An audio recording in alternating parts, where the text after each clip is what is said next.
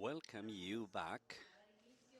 We are about to start the panel called that the present of coloniality and temporality of the neoliberal capitalism. And I have the pleasure to be the moderator and also introduce the speakers.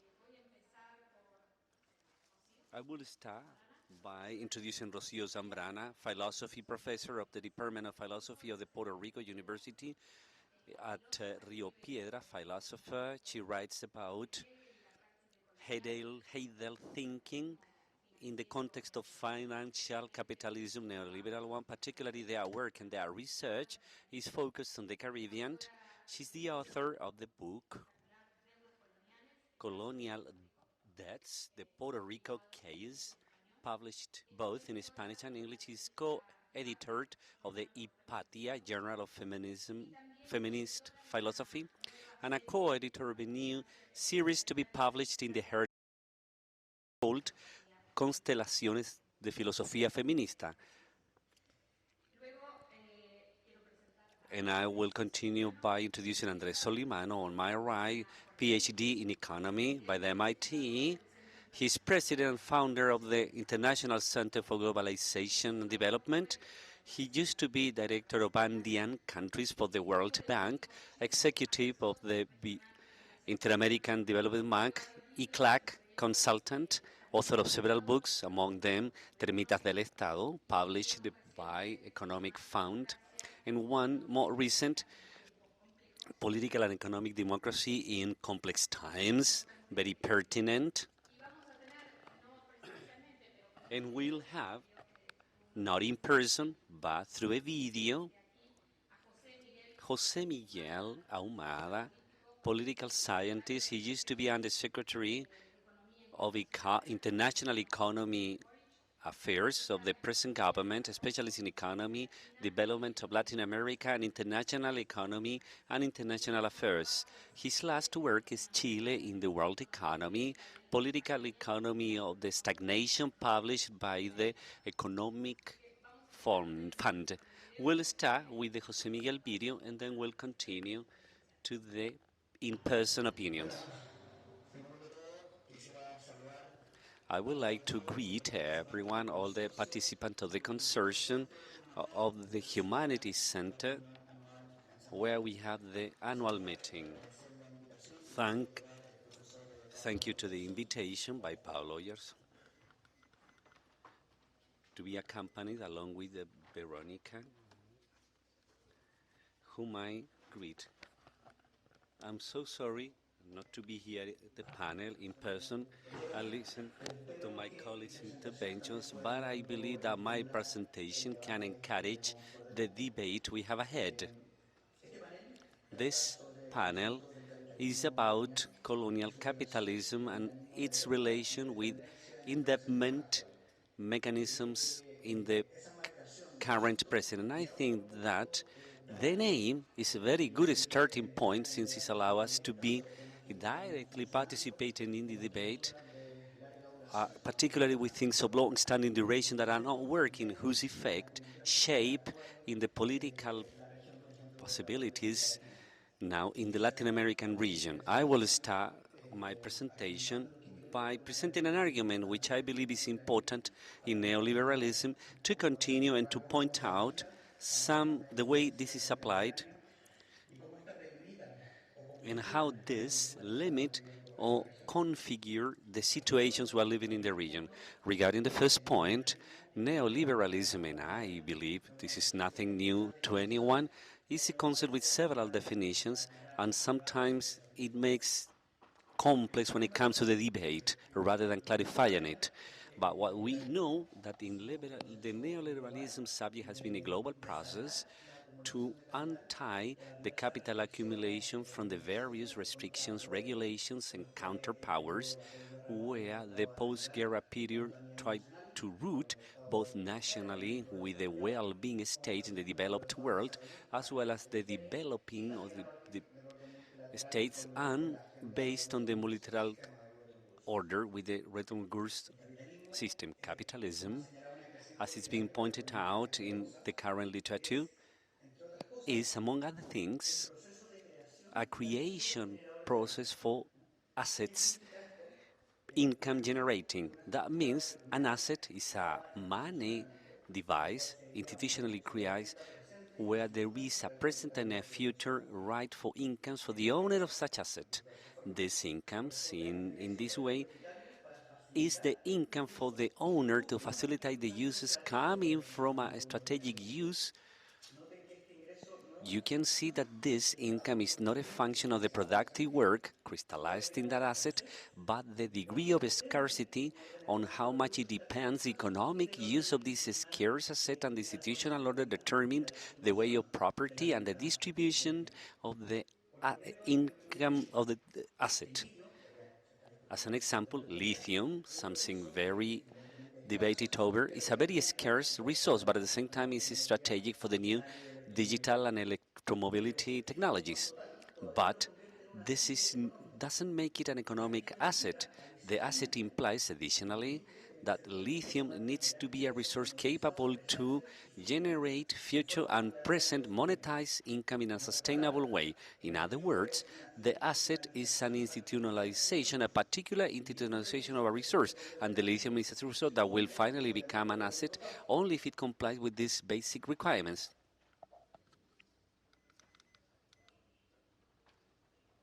But it's also rooted in a complex that makes it impossible that an actor makes its own property. But it doesn't stop there. You see, just in order to make it an asset, we need to constantly ensure the institutional order for investments protecting the income, sometimes pressure groups, or to maximize the income, what sustains the asset, determined on the level of mineral exploitation based on the future production. And finally, we have to invest in the mineral extraction. Therefore, lithium as a trading resource and fundamental for the new economic cycle we have, it will be only an asset once it is rooted in this institutional order, allowing its privatization. There's another example, a very good example for what we're trying to do here.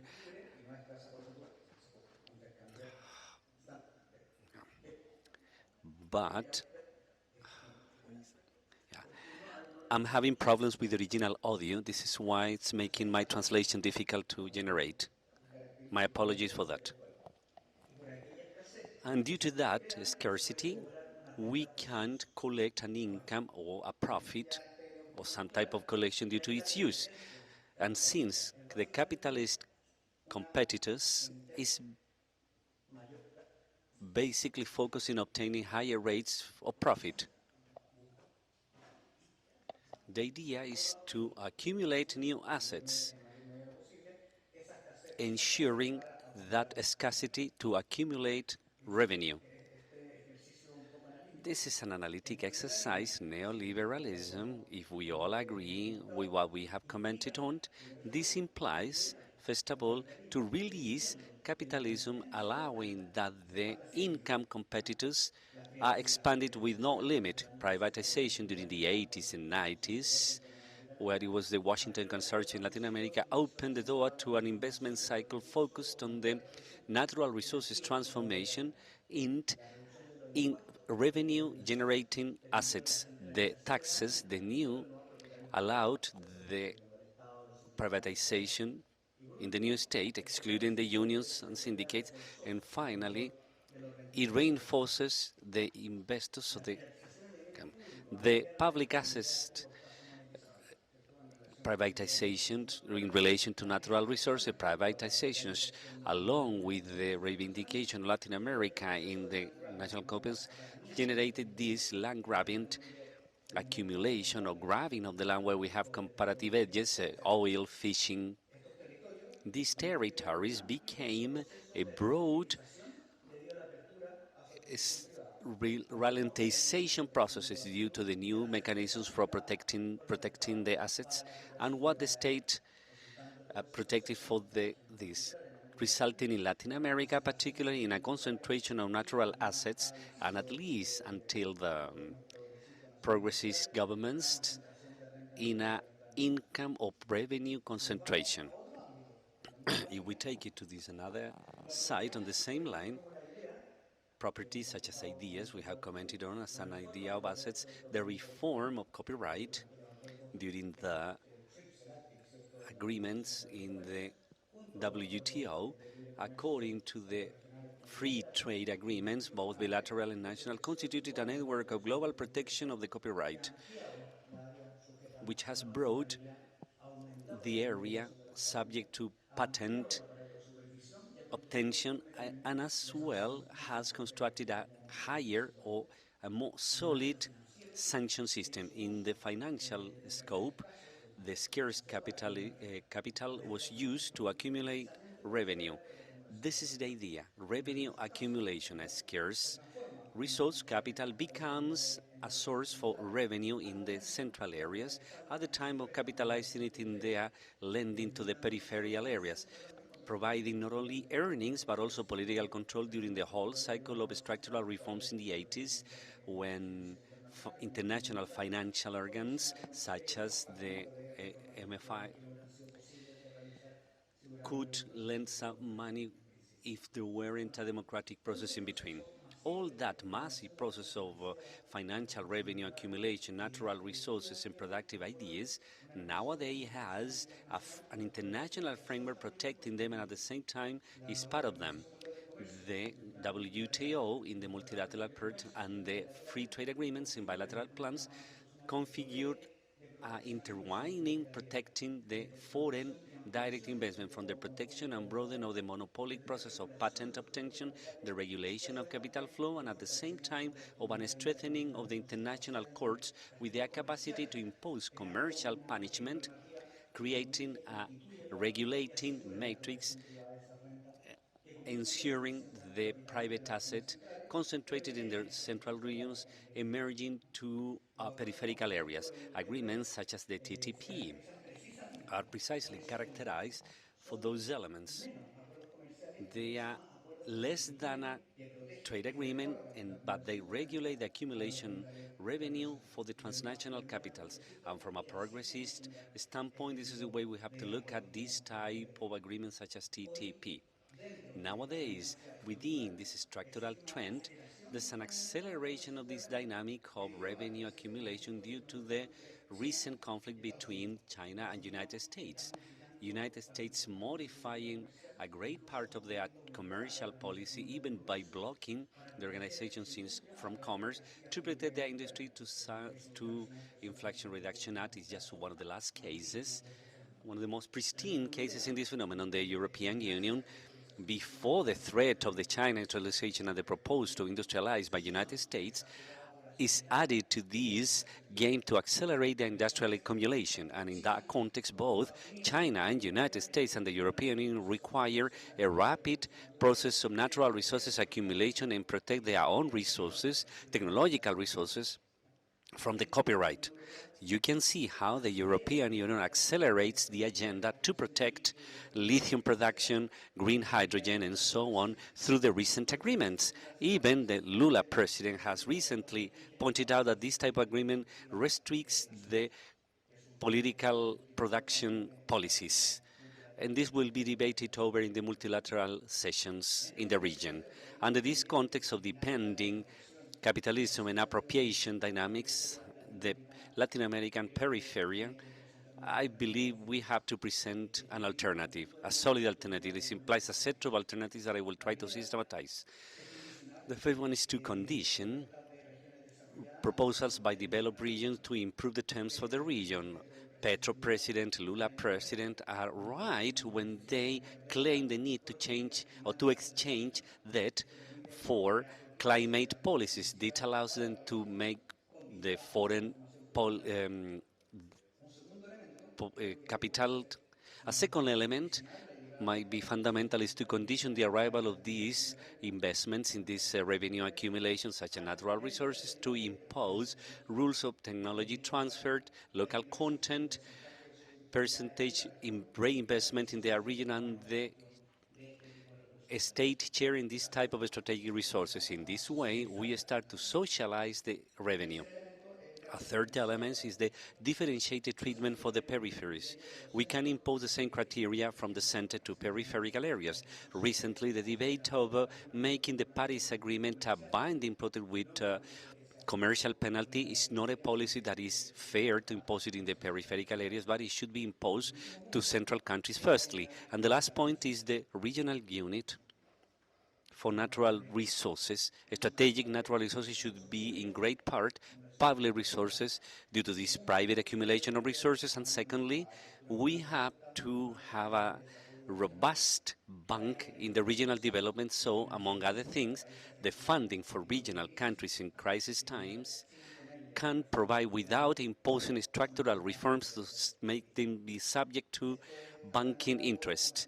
This is in general, the diagnosis I can present regarding the subject on the panel, starting with a definition of capitalism as a creation and accumulation process of financial assets or natural resources, an idea generating revenue to accumulate earnings in capital. This is applied in the neoliberal period with an expansion of the revenue generating process, a rentabilization, and at the same time, in the area of central periphery areas, these dynamics, they have tend to make the region an accumulation sphere for revenue in the financial and natural resources areas, where the possibility we have as a region to struggle this capital, the peripheral struggle, so to speak, is to strengthen a regulating mark enabling to condition the entry of technology transfer, strengthen a sovereignty of resources and financial, and demand a differentiated treatment to our countries. This is just a brief concept to kick off this discussion. I'm so sorry for not being there, but I wish you can have a very nice debate during this seminar. Thank you very much.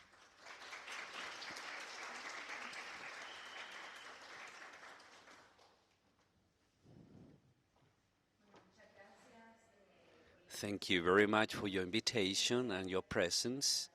I'm glad to be here. Well, through a consideration of the current crisis, but between coasts, because the debt is working very well, due to Puerto Rico, the current financial crisis in my country, Puerto Rico, and I have said that the debt is a way of coloniality.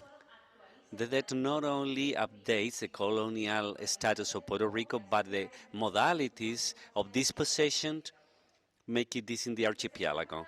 Let's start reminding the difference between coloniality and colonialism of key hand, whether colonialism refers strictly as a domination, a structure of domination in the political structure of the production resources as well as work of a determined population from a different territory and from a different identity, whereas coloniality is power relations, where colonialism is more active. Coloniality has proven to be, and it's during the last 500 years, long-standing, rooted, and in the subjectivity of the world. Then the racial order from the historical experience of conquest and indigenous deletion, which gave light, was the matrix, not only what we know as the Americas, but the capitalist modernity, is perpetuated in independence of the colonization processes. The colonial condition continues without a doubt through metropolitan control, through the debt extractivism, development projects.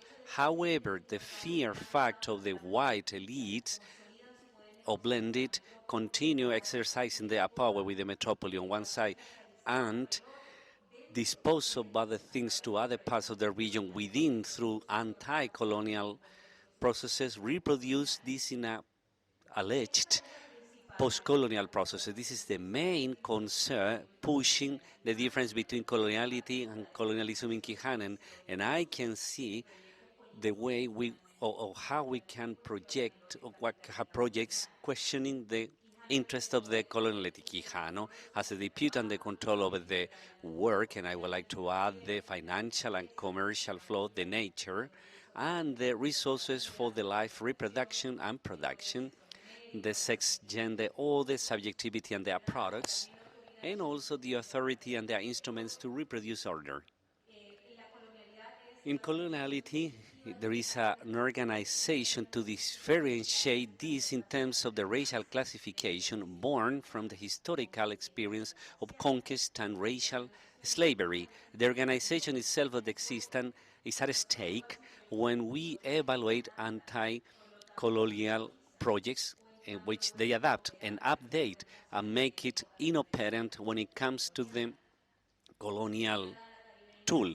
As the Caribbean Sylvia Winter points out, the colony of the power is just a conception of how are we called a long-standing racial thing, since there is not a big break with the coordinates installed by the conquest, the racial slavery.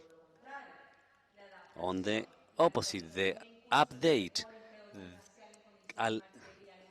imposed here by altering material conditions continue in this world with the idea of the world in modalities intensified of racial violence. Is not about a degree, but ubiquity of a slow and persistent duration through epistemic, legal, economic, regulation, protocols, experimentation, and control as ways of explicit violence and contention and horror tactics. This is why I have insisted on rewrite the concept of coloniality through the dead approach of Sylvia Arendt, the perpetuation of an anti-black world after the emancipation. It specifies the persistence of slavery in present times in the fact that she writes the lives of black people, they are still endangered and valued through a political and arithmetic value from centuries ago. And she described that is the death life of slavery, the opportunity, the limited access to health care and education, early death, imprisonment and impoverishment, and claims this is the post, when she claims that we still have a past that hasn't been made and the ongoing present where black life is still in danger. And I quote, and the work by High is important because it helped rewrite the notion of coloniality in the specificity of the Caribbean world, not only Andean world, as Quijano does in their context, by focusing the plantation focus as a matrix of the racial order of colonial capitalism modernity. My work on Puerto Rico, and I won't give details about it, and this is why I'm interested in my work on Puerto Rico to go from the financial debts, also historical debts and reparation due to this long-standing point of view. My work on Puerto Rico is born from the concern for the decolonization process is still coming. This, however, my objective has been to understand the functioning of coloniality in the colony, not any. This means to track the contemporary devices articulating this in present, in still the colonial present, and in the case of Puerto Rico, these devices at the same time re-articulate the same colonial condition.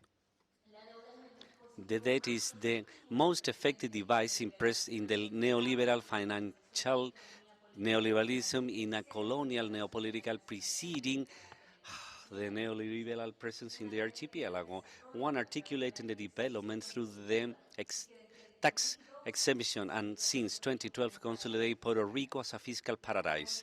The colony goes on in repeated chapters of capture. The indebted life is the continuation of the colonial life. Now, it is important to distinguish my analysis of any this. In February, after 2018, after the Hurricane Maria, now Ricky José Jonas announced that in the collapse of the infrastructure of Puerto Rico was a white canvas to mediate measures towards innovation, trying to look for investment. He emphasizes since this is a territory not incorporated in the United States, the rights and regulations such applicability in the states do not have it in Puerto Rico. Then he emphasizes that the foreign investment free from tax being the pillar of the economic development, the tax exempt from bonus and corporative laws 20 and 22 offer to American citizens conditions, privileged conditions without taxes. So emphasizes the possibility due to austerity measures in 2017. Some labor reforms reduced the benefits and licenses or leaves for diseases. He facilitated dismissals, he diminished salaries, and there were several changes and reductions for funds in health and municipalities and public university. They were presented as efforts in favor of redimension what would be favorable for the investments. Instead of being an expression of capitalism of disaster, the response aims to the relation between colonialism and coloniality characterized in the case of Puerto Rico. The billionaire debt of Puerto Rico, 74 billions in bonus debts and 49 in obligations, declared unpayable in 2015 is the biggest municipal debt in the story of United States. In May 2017, Puerto Rico declared itself bankruptcy under the Title III of Promise, a federal law that in 2016 institutionalized a board of fiscal activities to assume this fiscal promise and recover access to the capital market. The restructuration of the debt comes with austerity, privatization, and other ways of dispossession being part of the efforts by the board. A board appointed by the American government can annul the decisions of the local government in conflict with their goals, despite Puerto Rico doesn't have any vote or representatives in the Congress, and so Puerto Rican citizens cannot vote in presidential elections. The restructuration of the debt through the declaration of the bankruptcy enabled by promise and not only mortgage, the Puerto Rico for everybody has trafficked with life itself, increasing the cost of public assets, intensifying the regressive taxes, and reducing and eliminating pensions. Now the debt works as a way of coloniality in the Americas, and I want to place myself there. The so-called France independence debts and the allies imposed to Haiti in 1825 as a response to the successful rebellion of enslaved people, funded in the first Black Republic in the hemisphere in 1804, the first case of the use of the debt as an apparatus to give continuity to the colonial condition. In the present Puerto Rico, the debt updates reinstalls the colonial situation. However, it makes it in more rooted ways than the imposition of the fiscal board. The thing goes beyond eroding the so-called sovereignty, this thing about the post-colonial state, which is also inexistent and has been made evident due to several decisions by the Supreme Court of the United States. Not only in 2016, but as early as 11 May of 2023, which is a decision that denies a demand issued by the Research Journalism Center to obtain information to the board, the activities. The debt updates the racial order of the capitalist modernity, colonial one. Beyond the imposition of a fiscal board, taking us back to the classic colonialism before 1952. Even when I emphasize the political economy with the dispossession policy, the book focuses the relation between debt and austerity when within the coloniality in the colony, the reinstallation of the racial order, specifically anti-black, of several colonial histories through a logic of precariousness. The disposition here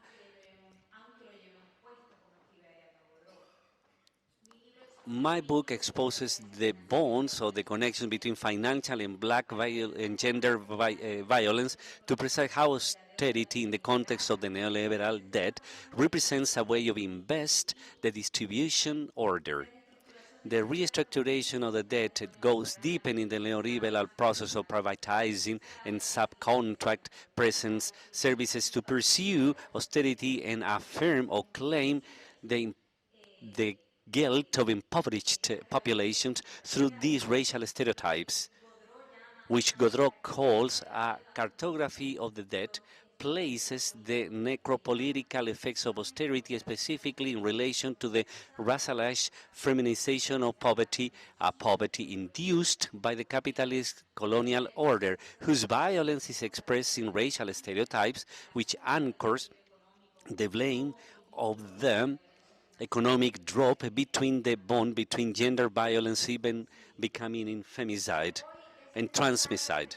But today it is important to punctualize the relations more beyond austerity, the logic of dispossession through the consolidation of the fiscal haven, the economy of the visitor, and the speculation with the land, the coasts, the field, the home, the imperative of seeing Puerto Rico as a Caribbean archipelago subject to the life of plantation is essential.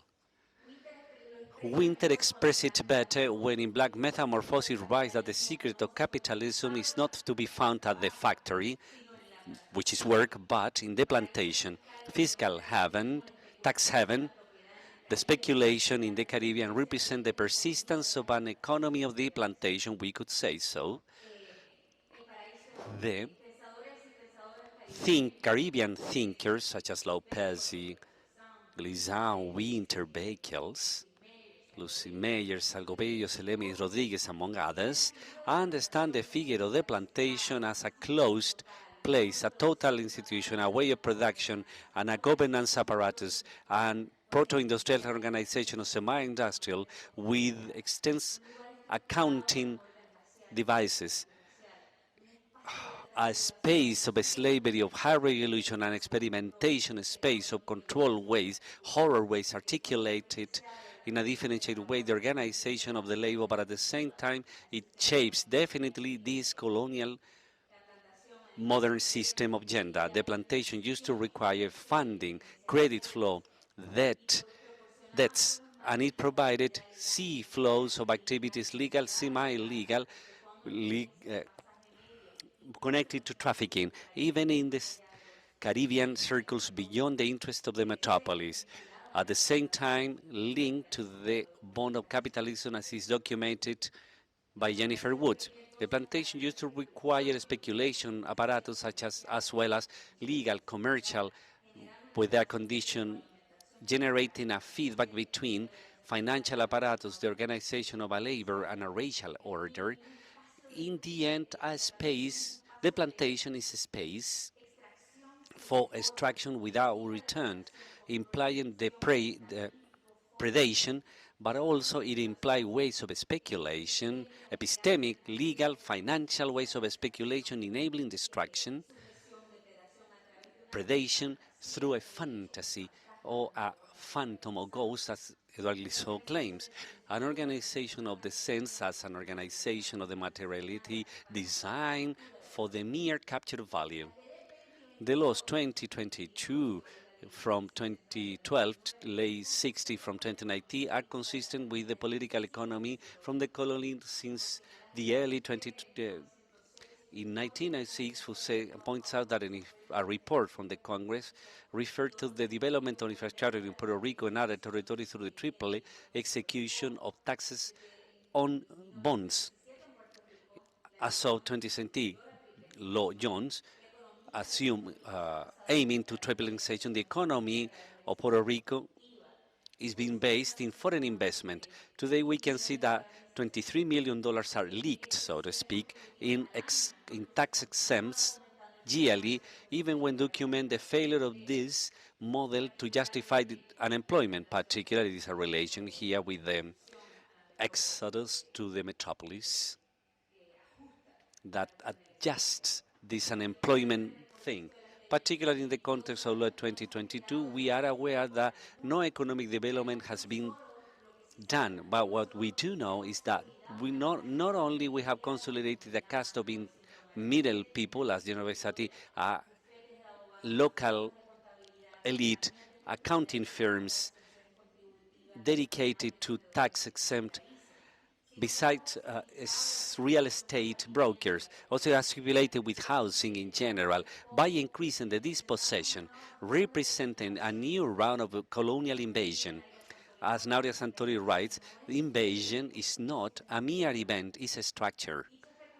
Such a speculation includes even tactics such as buy and hold, as is being recently documented by Blanca Gnodal, where abandoned houses are bought, betting on the valorization without making any intervention and generating the centrification.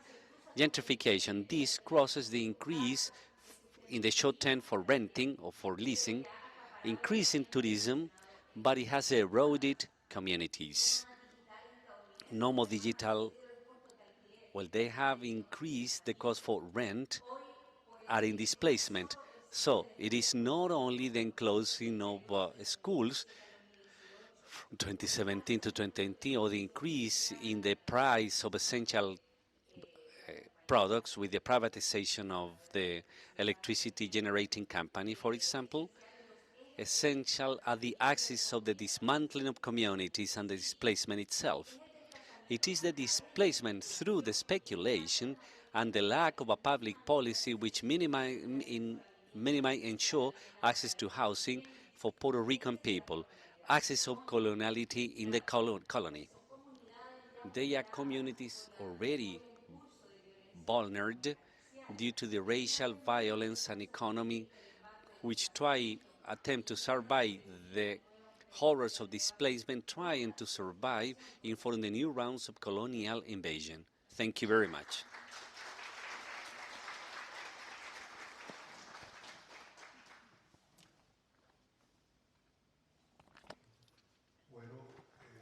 Well, and I'd like to thank for this invitation by Pablo Oyarson and the Consortium of Humanities and Institutes, which is gathering here in Santiago. This is an initiative which is so positive and would like people to get to know it more.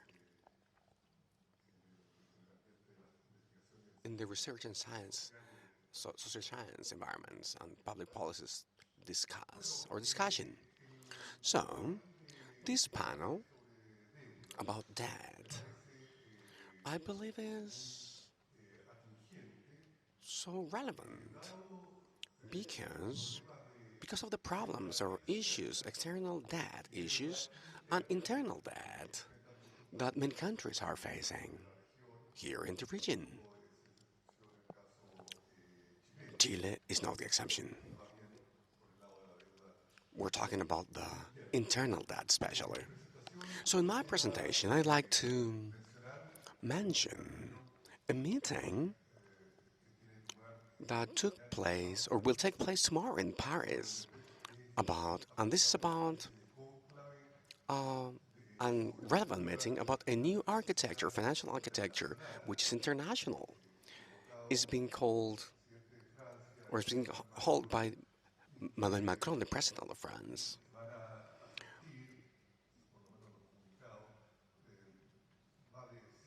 More than 100 presidents will be present there, representatives from different civil institutions, NGOs, international institutions as well.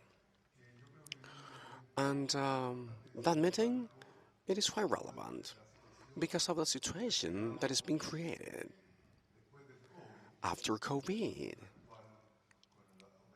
With the increase of inflation, commodities are even higher, food prices are higher, interest rates are higher because of the strengthening of dollar, and that has created a complex situation for external debts in many countries, especially those countries, developing countries with low incomes and medium incomes countries. I want to do some observations from the historical viewpoint.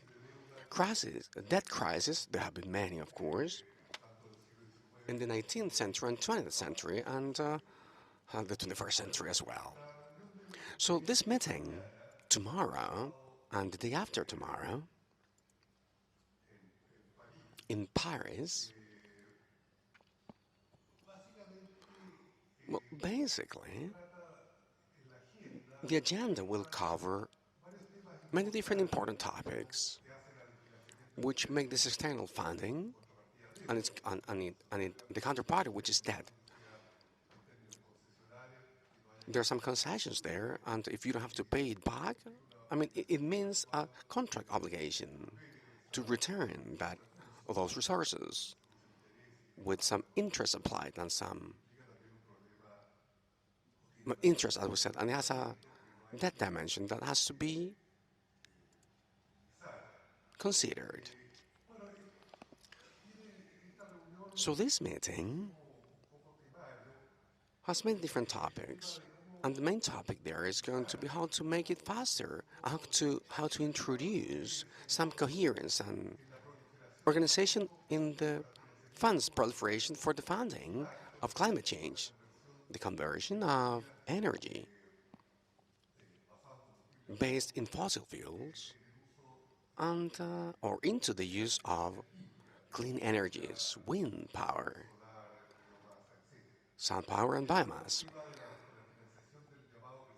The funding of this green growth, as it's been called, what would it be like, which is in this case friendlier with the environment, contributing to lowering the global warming issues. This meeting, it is going to move some resources for the developing world, third world as it's been called, we mentioned, or the global southern part, for poverty reduction, closing the gap of the economic inequality. And it also wants to be a bridge in the financial area when talking about the advancement or the non-advancement in the meeting of the goals for Sustainable Development 2030, approved by the General Assembly of the UN in 2017, if I'm not wrong. And that happened, and that came after the millennial goals for the year 2000. And it has an agenda around these topics, social topics, environmental topics as well, and growing up infrastructure. There's always, and the other topic, before I forget, it is this topic about the high debt of countries which have a low income. Countries with less than $2,000 of per capita income, which also includes some medium rent countries, such as Egypt, Sri Lanka, Argentina, Ecuador. They are in a situation, and Pakistan, they are in a situation which is quite vulnerable in terms of their capabilities, in terms of external debt.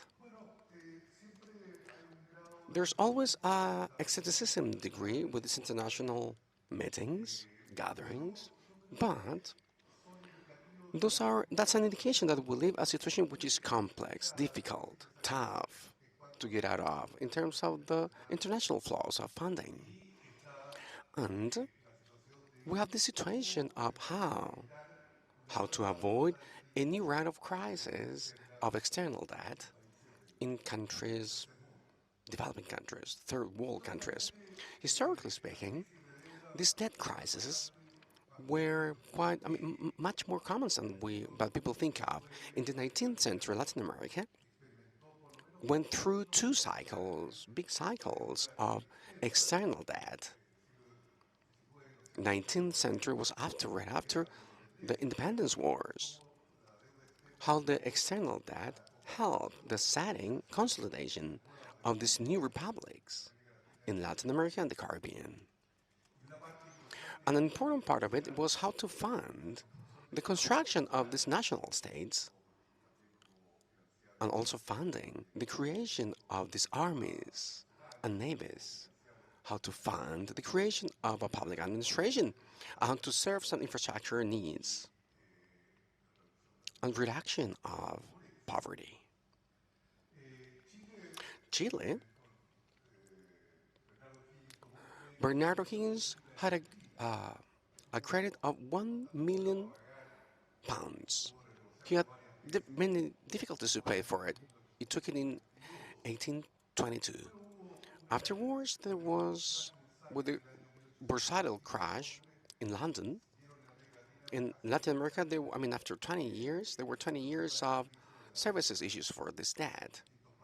Different Mexico, Brazil, Argentina, many countries, Chile, Peru, and Ecuador, they all had difficulties. It was a difficult period. Afterwards, there was another cycle where there were external debts, crisis, and difficulties to pay for it. In the last 25 years of the 19th century, which much or coincided with the bursatile crisis of 1873 in Vienna, Austria. What's interesting, and with the parallels in the current situation, is that our financial crisis in the very core of capitalism, which are offering or granting credits, England, the Austrian-Hungarian Empire in those times. And that make it hard for the peripheral countries, especially in Latin America, not only in the peripheries, also in Asia and some other parts of the world, could pay their debts. We were talking about the stock market crisis, and the story is quite long. It affected some states in the USA, some states in the US, and they were finishing their colonial periods. We're talking about the 18th century, and they declared they were in debt when considering the debt they had with England. In the 20th century, once again, there are many cases, but we're going to highlight at the beginning of the century when everyone hated, hating the stop of paying after the Mexican Revolution in 1910. And the repudiation, or the stop of paying the external debt after the Russian Revolution that started in 1919. After the revolution, the new administration in Russia said these debts they would not make responsible for the debts of the Tsars. So later it came this crisis that in the 30s. It is being called the huge or big depression that struck really hard Latin America. Argentina, Brazil, Mexico, Chile, and so on. Afterwards, there was a crisis, debt crisis of the 80s. And once again, it struck really hard this group of countries, and we need to add Turkey, the Philippines, and some other countries outside Latin America and the Caribbean, which were also highly affected by the increase of high rates applied by the US to stabilize inflation. This was the Pol Pot shock, president of the Federal Reserve. After the 70s, after a huge process of debt in Mexico, Argentina, and also in Chile. So once again, those were some shocks which occurred and happened in the northern hemisphere, and they affect the southern part of this, in this case, the third world, developing countries. So afterwards, in the 90s, there was also a debt crisis or problems to pay the external debt, for instance, in Argentina in 1985. With this convertibility plan, they had President Menem, tried to implement this, and supported by Domingo Cavallo, the Treasury Minister. He could not finish this convertibility, but there was a huge stress. And the hardest crisis was in 2001, 2002. And they had to abandon the convertibility. It reduced the president, De la Rúa, president started that, and they started into a process of readjustment after that shock they had. That shock we're talking about. So, there are many other crises related to debt and financial crises, international ones. We could talk about here. We have there are some countries with some chronic debt, such as Greece. The last one was the austerity policy after 2008, 2009. Now they're talking about that Greece is relatively recovered. Let's see if that's true. Countries that chronically are in debt, external debt, such as Argentina, in Latin America, Ecuador, Mexico, it has a similar story. They're usually having some funding problems in terms of external debt. Not as serious or so serious in the last 20 years, but there's been a difficult story in that area. So currently, what we could say is that the debt situation, external debt situation, once again, it's been hard. It's difficult. After this financial crisis, global one of 2008 to 2009, that was followed by a type of crisis related to globalization, neoliberal globalization that started in the 70s and 80s. But it is the first big crisis in this phase or this process of globalization.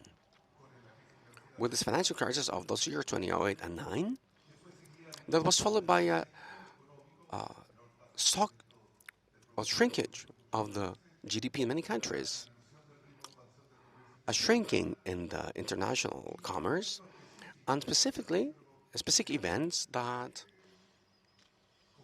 there was a stagnation, and they have a complex globalization, such as the decision of Brexit, England leaving the European Union, and the stress, commercial stresses, and access to technology between the USA and China. If we add to those factors financial crisis, stagnation, stress between China and the USA, and the Brexit, this shock that COVID represented, the pandemics, it was not an economic shock in its origin, it was a health crisis, a pandemic that had economic consequence and still have serious consequence. So that led once again to a new round of increase of the external debt because countries had to face, developed and developing countries had to face, in the south and northern hemispheres, they faced a drop of the fiscal collection because production was stopped. People could not work, they could not produce. So the capability of paying taxes was lower, and there was a high pressure over the expense in order to help families to thrive in this difficult situation of COVID. Afterwards, this made many countries, the governments had to get some external funding. If we add, on top of that, there are some new shocks, such as inflation increased after COVID. And right now, it is, a little bit, more stable. With this Ukraine war, it came from before, but there was an increase, serious increase of food prices and also energy prices increase, and the increase of interest rates internationally associated to the action of central banks in order to fight inflation. And afterwards, the strengthening of dollar, because we live in an era, in a regime where external debt of our countries, it is in American dollars, USA dollars. There are some other dollars, of course, but the US dollar is the one ruling all of this. So we are in a situation which is very complicated. I don't know if the gathering impurities, connecting with the former is going to be the solution, final solution for the debt problems. Probably it's not going to be the end of it, but it's also important to. There are some proposals from these developing countries. We have BRICS. They need to. They organized a ship of development set in Shanghai, China, with some proposals of funding, funding which are different. So there's an international trend, or the trend of some countries to offer some credits, which are not in U.S. dollars. China accept they to be paid in yuan and local currencies. So we're in a movement where there's a flow of change, where there's a trend to. This is just starting, but it's still there to get out of dollar, international dollar, not using it as a currency. An initial trend. This is a situation where there's high external debt, inflation, and increase of interest rates as well. Well, so that is the situation, in my opinion, in terms of debt, external debt. It is not a new problem. That's why I gave this, I mentioned this historically. This has happened for 250 years, 2.5 centuries, going to keep on being a problem for the future. But and there's no time to talk about it. And we also need to talk about the internal debt. Students' debt, for instance, in the past, people got educated, received education in public universities for free. And in many countries, now universities are privatized. So there's a counterparty of this debt of students, which is all serious, which covers, Chile up until the US and some other countries. And some other internal debts, such as consumption in a society where there is low salaries, economic inequality, and many different offers of consumption for people. I will stop here. Thank you very much for your time and attention.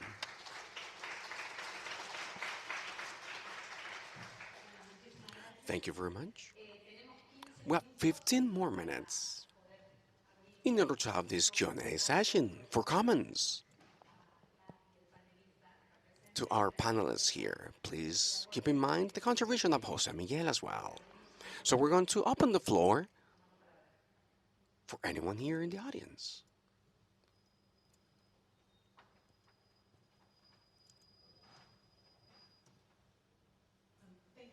Muchas gracias. Extraordinarias presentaciones, muy interesantes. Soy Erika George, directora de Temporality Center de la Universidad de Utah. Y quiero invitarlos a comentar. Capitalism. So I'm thinking about the just transition, the move towards a green economy, the rebranding or reformulation of capital, and perhaps how debt runs differently, the indebtedness of the northern countries to southern countries for natural resources. So we are in Chile. There's a large lithium reserve in the north part of this country, and there's an opportunity for sovereignty over the resources. I know the speaker on video spoke about some of these issues and isn't here with us, but I wanted to know if the rest of the panel could comment on what are the interventions that you are making carrying this notion of debt and who is owed what and transfer of technology and where benefits are distributed and burdens are distributed.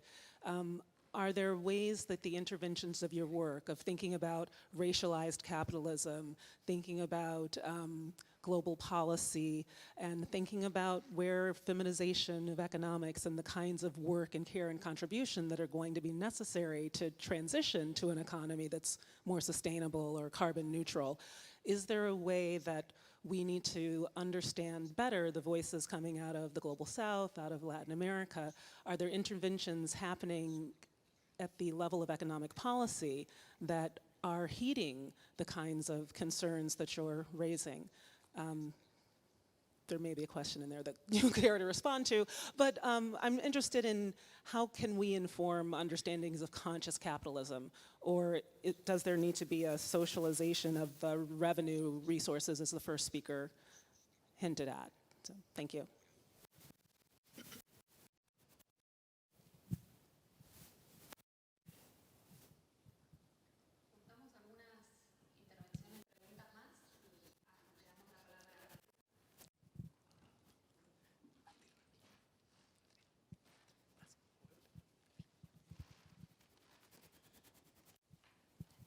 Hi, my name is Evelyn Lambeth. I'm a PhD candidate at the University of Tasmania, looking at food history. Specifically, I'm looking at the pork industry in the Australasian region right now. But I was really captivated, what seemed to be a thread throughout all of your presentations. Phenomenal, thank you. About how colonialism adapts into modernity. And I'm thinking about how things like standardization and food safety policies are just a weaponized form to encourage, the homogenization of food production. And when you think about lithium was talked about a lot, but we still need catalysts to use that in battery production, which is mostly cobalt right now, which has also been weaponized in the Dominican Republic of the Congo. But what I'm saying is, in vertical structures, what does wealth redistribution look like when Nestle owns Pfizer, or when China controls 80% of the world's cobalt production, or soy is now taking over the Amazonian rainforests? I'm interested in your thoughts on whether that's a governmental approach, and if we pay farmers a living wage versus just thinking in economies of scale and how much we produce, or if you've just thought about that, not specifically related to food, but the extraction of resources and vertical accumulation.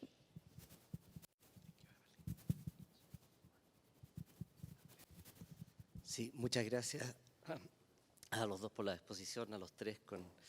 Yo quería hacer una pregunta que tiene que ver más bien con la deuda interna, es decir, aquí se ha hablado fundamentalmente. Talking about the public debt in this horizon of globalized neoliberalism, where of course there's a structure, and there's a structure between countries, and it produced an extension, colonial extension, through some other means. So from there, I want to go into the internal debt as an individual subjective element. It is a new way to access to citizenship in many countries, and cross-sectionally, not only for students, because more and more consumption debts are transformed into subsistence debts. After the pandemics, that was accelerated radically, dramatically. And that has a relationship with temporality, the way in which we foresee the future, how individuals, how citizens, where the idea of being emancipated or being happy, it is a relationship with some debt involved. And in that sense, it is important to, and this is a question that is for the three of you, because of course Verónica addressed some of these topics yesterday, and we talked about it, and Rocío also mentioned it in her book. This is a phenomenology of the citizen who is in debt, and how he builds his subjectivity in a different way, the way of having a political subject, and a few decades ago, already started. So how do you see that? Tengo una pregunta más general, y me pregunto si pudiesen hablar un poco respecto de los desastres naturales, cómo se traslapan. This kind of coloniality of debt can lead to a state of immobilization, and how feminist philosophy is integral in terms of responding to that state of immobilization for impacted populations.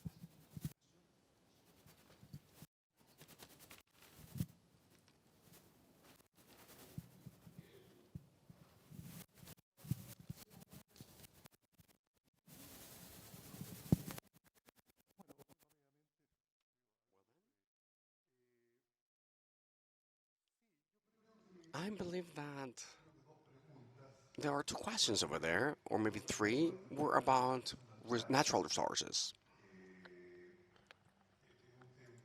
That is a complex topic.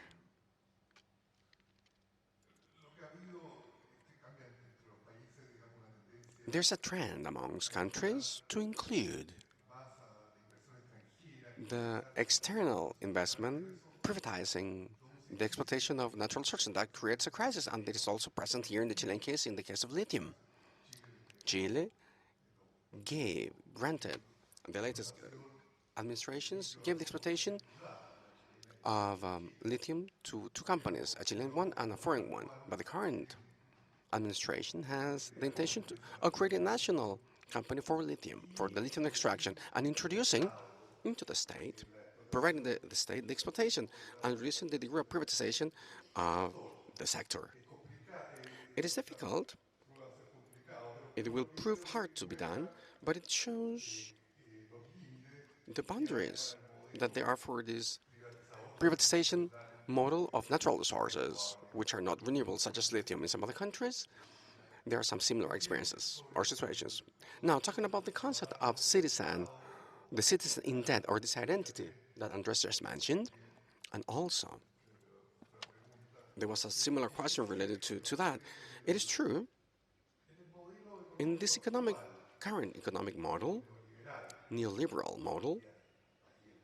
It varies from one country to another, of course. There is a different degree or intensity in different countries, but they all coincide that there is a distribution of the income which is not equalitarian. There are low salaries and privatization to the social services such as education, healthcare, and they are now paid by citizens, and they were not paid by the public. So that creates a gap that is covered by the debt. If we also add this trend of creating consumption societies with a huge invitation to, having trips or durable assets, cars, mortgage, and some other forms of consumption debt, and consumption debt for at a supermarket even. You buy food and you buy, I don't know, whatever. In credit, it is natural. Are you going to pay with a credit card or a debit card or with cash? And people are not using cash so much, and they're mainly using credit cards. And people usually pay with credit cards. This supermarket purchases, that is a complex situation with some solutions which are not easy. And if we also add this other way of debt, which is the internal one, it is even more complex. That creates a dependency problem. There's loss of autonomy of the population because people are in debt. And that is one of the problems related to that in neoliberalism.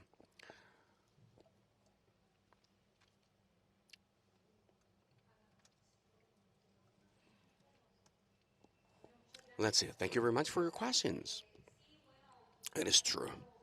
I may add a little bit related to the phenomenology of the one or people in debt, men and women. So it's been really interesting to see how in Puerto Rico there's an acceleration of logics of stripping people from their things. So on the one hand, there's been people are getting poor, and that was released by through the pandemics or during the pandemics because of this government aids. There was a relief of poverty during the pandemics in Puerto Rico, and that was a fresh air that was spread, but it is not there anymore. And what we have, it is a mixture, a blending of inflation. There is an increase of electricity bills. Food is more expensive now, and there's a speculation with housing, and that makes it impossible not only to buy a house and literally renting a house. It is also very difficult. So I believe that this phenomenology of the one in debt in Puerto Rico, it's been that on the one hand, people are getting poorer and people are being stripped of their power, and they want to stay there in the island, the archipelago. They want to stay there. And there is, as Verónica mentioned yesterday, there's plenty of, or many different ways of self-management. There's much investment, philanthropic investment there, and NGOs working there, and they make the political field much more complex, and they neutralize many of the ways of facing that we saw in 2016-17. There was a political articulation which was so clear, robust, and quite effective. That changed the coordinates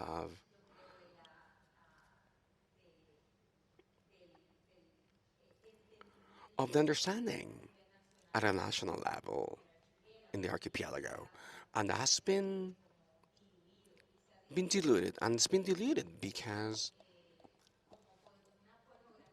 some disaster pornography, that's how they call it, answering your question about the economists and how they, over here, we also include these natural disasters, or what is called this coloniality of disaster.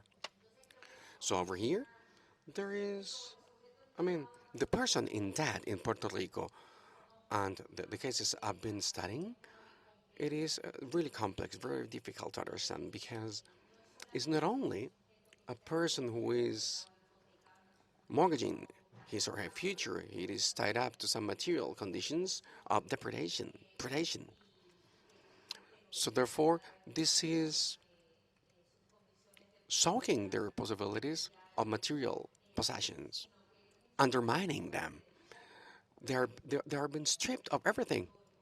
Their territory is being taken away. I would also want to add is that there are two processes, parallel processes. The fight for this territory in terms of the coastline, borderline, the erosion. Climate change is striking really hard the Caribbean sector, and at the same time, it is a fight for the territory. So underneath the water, it is what all of these people in the U.S. are buying, and they're displacing communities.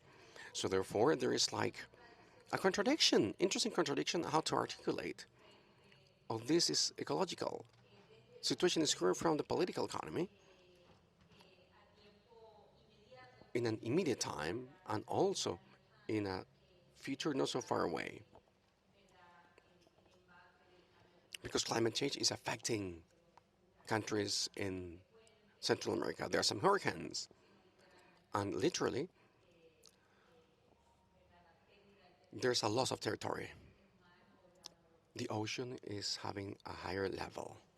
So that is, I mean, the situation like. That's what the situation is like.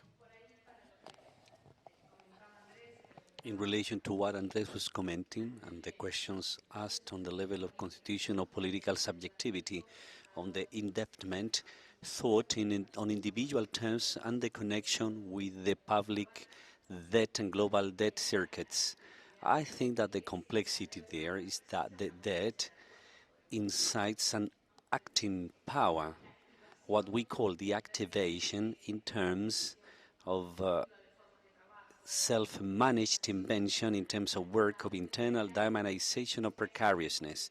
I think that is something very complicated when it comes to thinking of these devices or mechanisms when these go through a strong neoliberal elements and at the same time they